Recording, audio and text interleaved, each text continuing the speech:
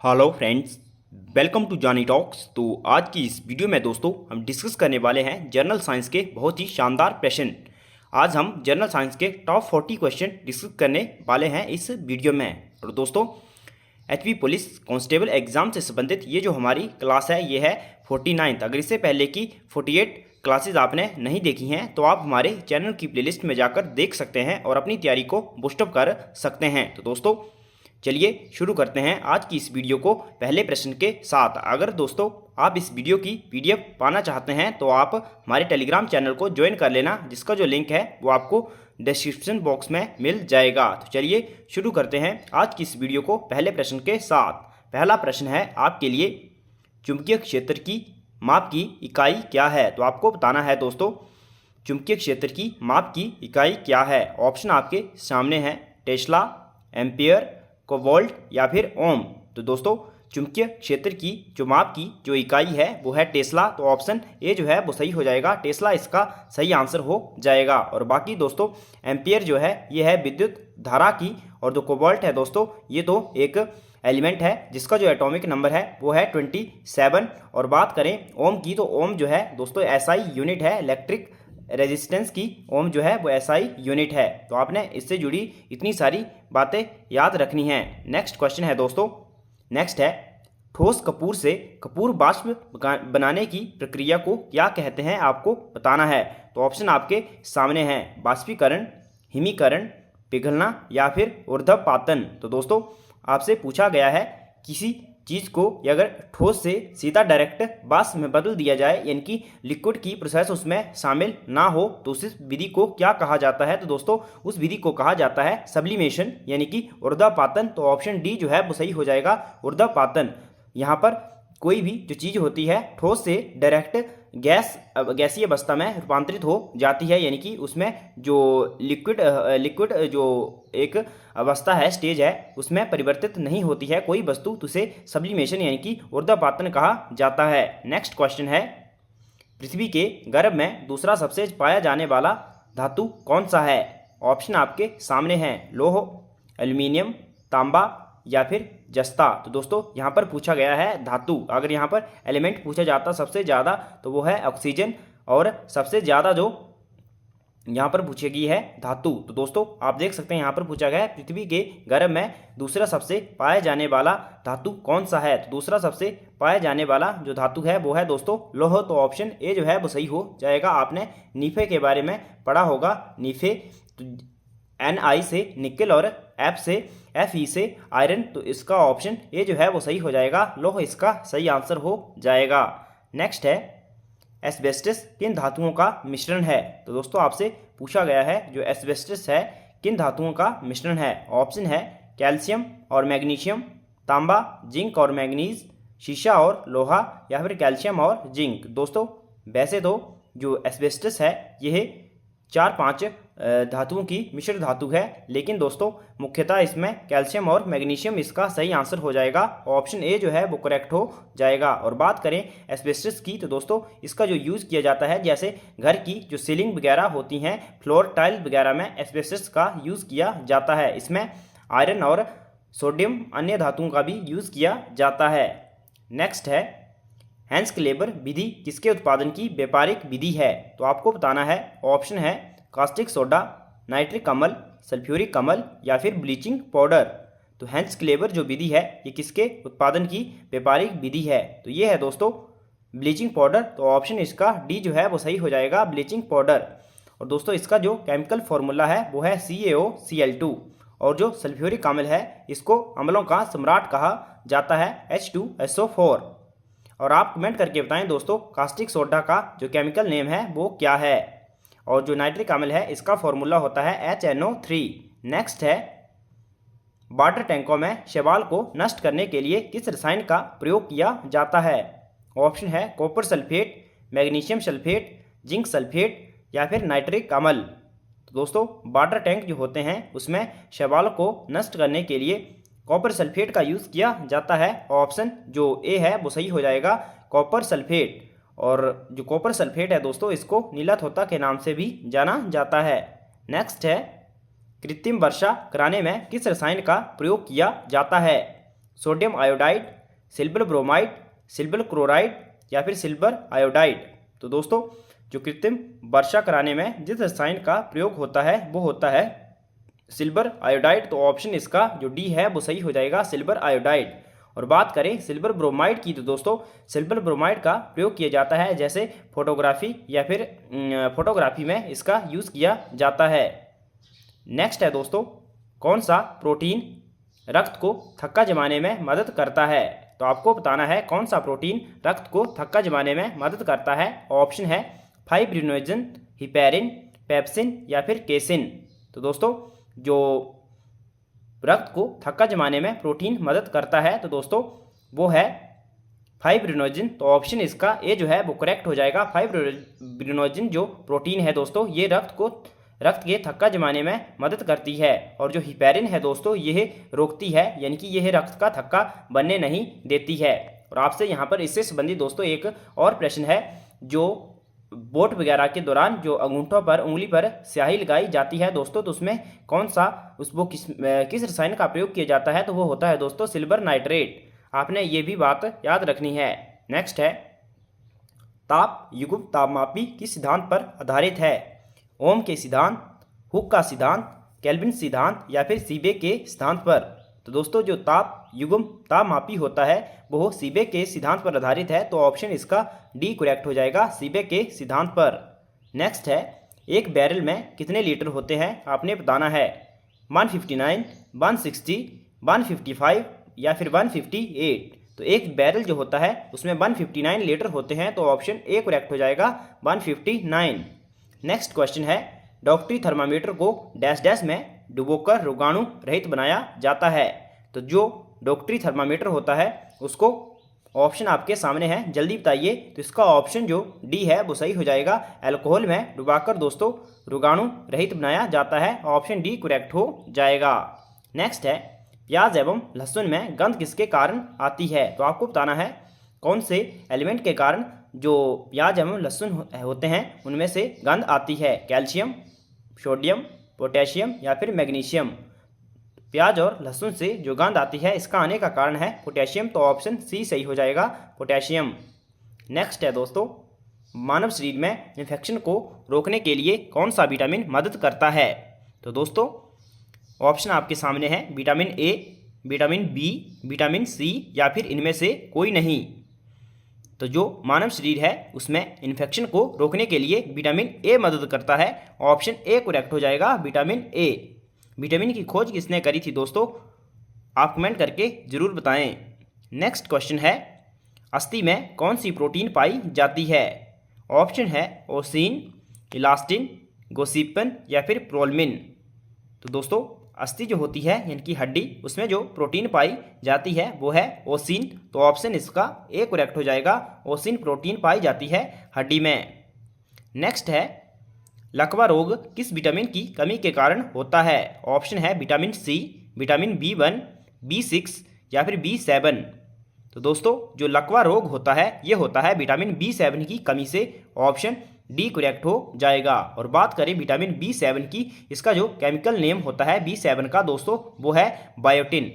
और BC की बात करें दोस्तों, विटामिन सी की बात करें तो इसका जो है ये है एस्कॉर्बिक एसिड। विटामिन B1 का है थायमीन और विटामिन B6 का है पायरोडॉक्सिन। तो आपने इससे जुड़ी इतनी बातें याद रखनी है। नेक्स्ट क्वेश्चन है, निम्नलिखित में से कौन सा पदार्थ बिना ज्वाला के जलता है। दोस्तों ये लॉजिकल प्रश्न है, अगर आपने थोड़ा सा भी इसके लिए दिमाग लगाओगे। ऑप्शन है मोमबत्ती, केरोसिन, कोयला या फिर मीथेन। तो दोस्तों मोमबत्ती, केरोसिन और मीथेन जो हैं ये सभी ज्वाला के साथ जलते हैं, लेकिन कोयला नहीं जलता है। तो ऑप्शन सी जो है वो सही हो जाएगा, कोयला। नेक्स्ट है, पत्तियों में गैसों का आदान प्रदान कहाँ होता है। ऑप्शन है शिरा, रंध्र, मध्य शिरा या फिर इनमें से कोई नहीं। तो जो पत्तियां होती हैं उनमें गैसों का आदान प्रदान जो होता है वो रंध्र में होता है, यानी कि जो रंध्र होते हैं। तो ऑप्शन बी जो है वो सही हो जाएगा। रंध्र जो होते हैं दोस्तों ये पत्तियों में बहुत छोटे छोटे छेद होते हैं, उन्हीं के बीच में से गैसों का आदान प्रदान होता है। नेक्स्ट है तो दोस्तों अगर वीडियो आपको पसंद आ रही है और वीडियो को अभी तक आपने लाइक नहीं किया है तो जल्दी से वीडियो को एक लाइक जरूर कर दीजिए, और चैनल पर पहली बार विजिट कर रहे हो तो चैनल को भी अवश्य सब्सक्राइब करें। नेक्स्ट है, मानव रक्त में उपस्थित यूरिया की सामान्य मात्रा होती है तो कितनी मात्रा होती है आपको बताना है। 100 mg, 20 mg, 30 mg या फिर 40 mg। तो दोस्तों मानव रक्त में उपस्थित यूरिया की सामान्य मात्रा होती है 20 mg, तो ऑप्शन बी करेक्ट हो जाएगा 20 mg।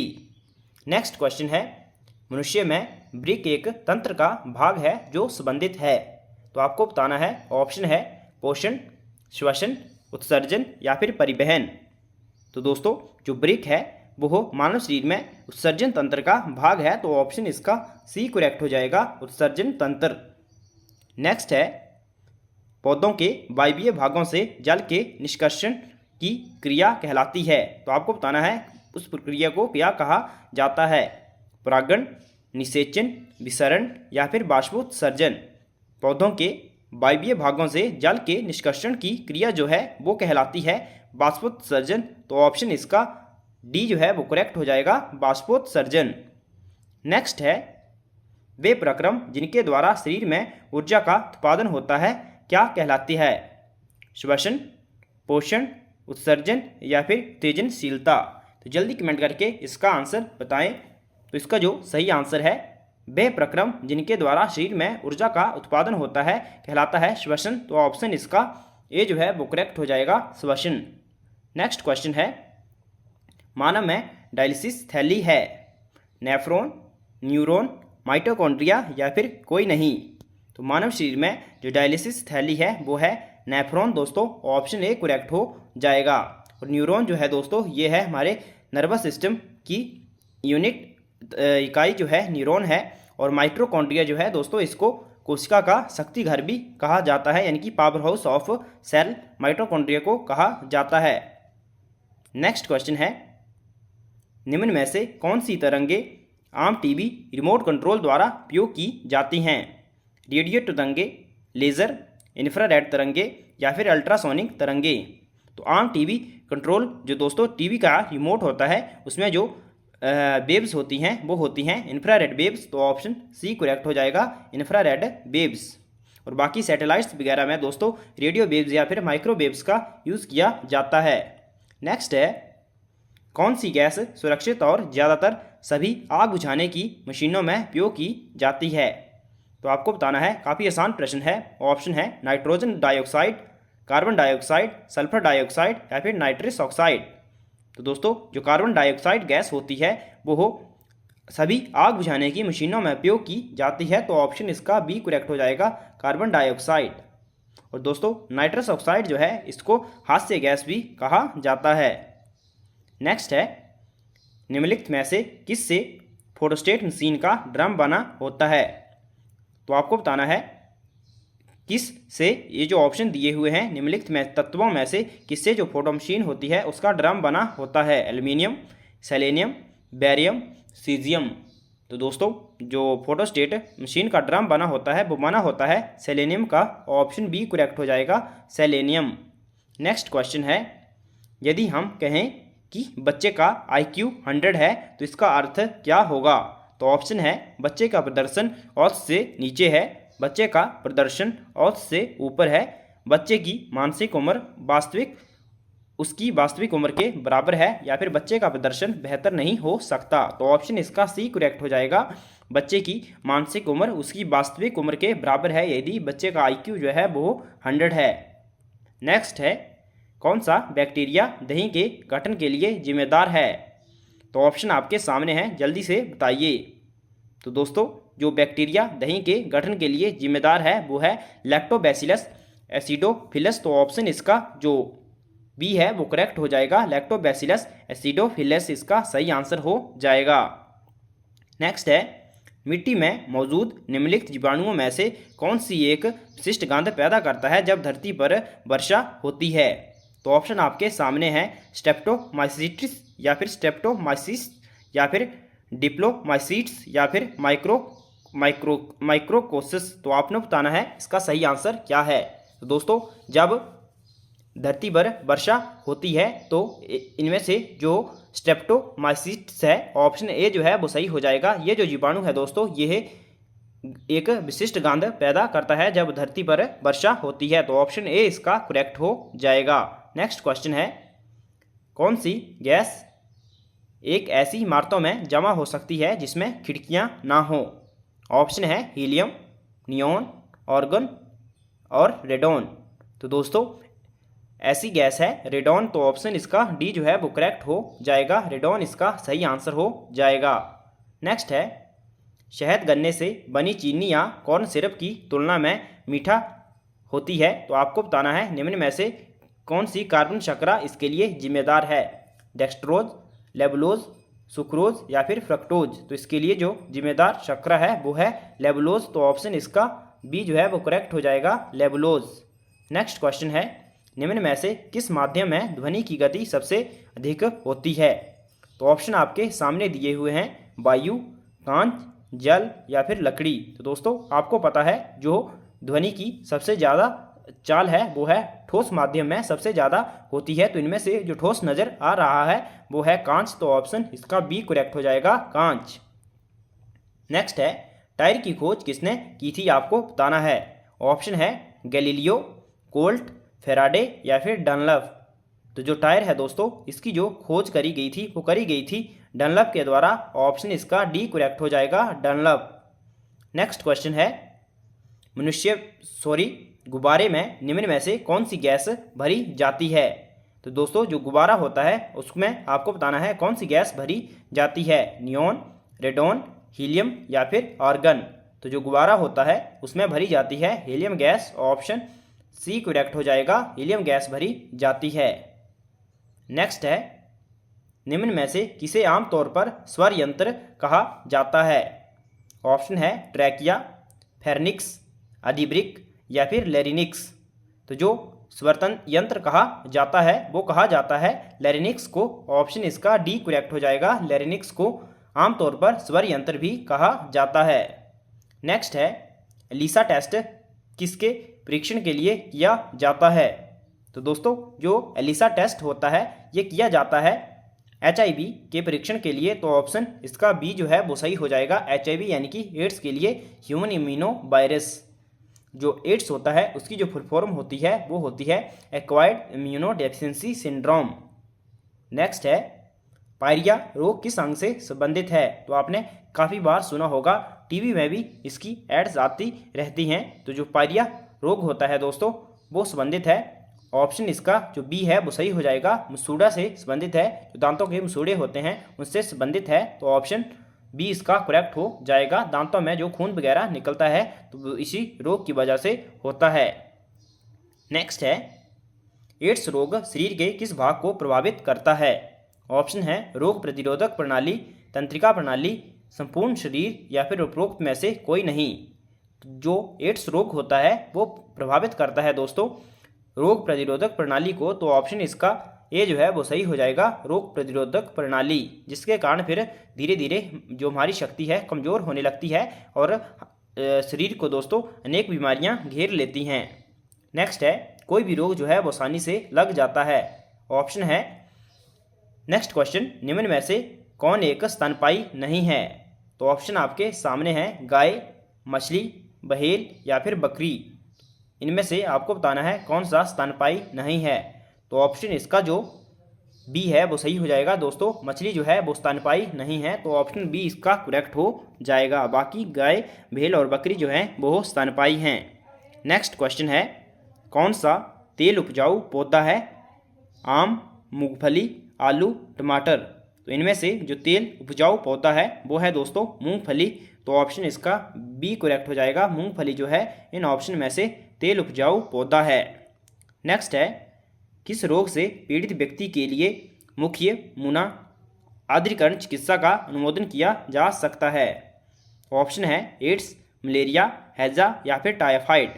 तो आपको बताना है किस रोग से पीड़ित व्यक्ति के लिए मुख्य पुनः आर्द्रीकरण चिकित्सा का अनुमोदन किया जाता है। तो इसका ऑप्शन सी करेक्ट हो जाएगा, हैजा इसका सही आंसर हो जाएगा। तो दोस्तों आज की इस वीडियो के हमने इंपॉर्टेंट 40 क्वेश्चन डिस्कस कर लिए हैं। आप कमेंट करके ज़रूर बताएं आपके कितने प्रश्न सही हुए। और आपको वीडियो कैसी लगी कमेंट करके ज़रूर बताएं। Thanks for watching, God bless you all.